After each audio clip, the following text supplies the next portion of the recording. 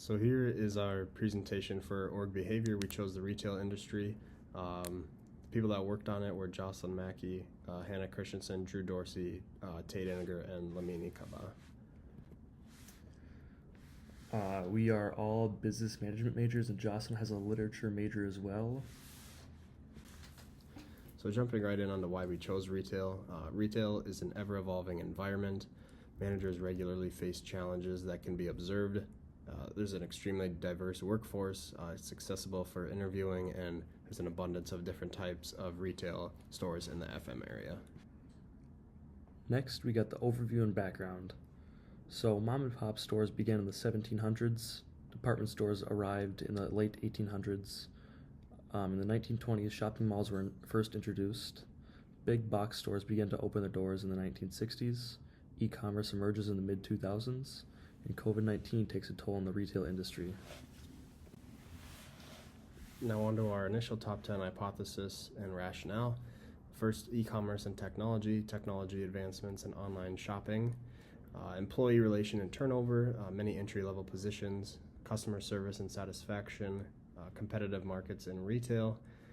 The fourth being motivation and engagement. Employees need to stay motivated despite repetition and limited advancement opportunities. And the fifth being change management. Retail is constantly evolving. Number 6 is scheduling and work-life balance.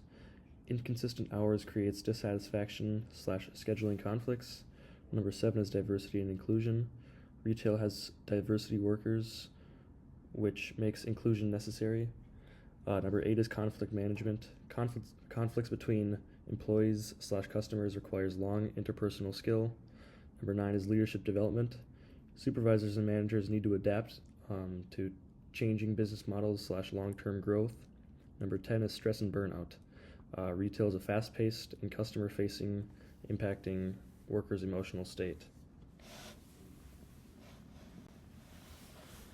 So now moving on to the actual interviews, the total number of interviewees contacted individually was approximately 5 to 8 interviews per person, and then total was approximately 30 to 35 interviews.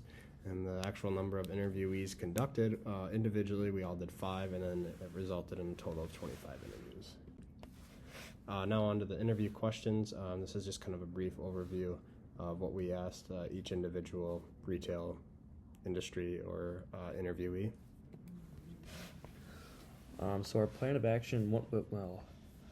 We first set out to interview 5 managers each. We then called or emailed to set up phone calls or face-to-face interactions.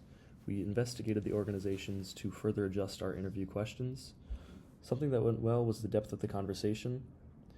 The information that they were able to give us was also very good. And leadership styles that were discussed in the class were discussed in the interviews. What didn't work well and how it could be changed. Difficulties reaching certain stores turning us away, limited time to conduct some interviews, and then ask less but more elaborate questions. Call more stores in advance, have multiple backup stores, and ensure a manager and supervisor will be available. So our process to confirm the initial top 10.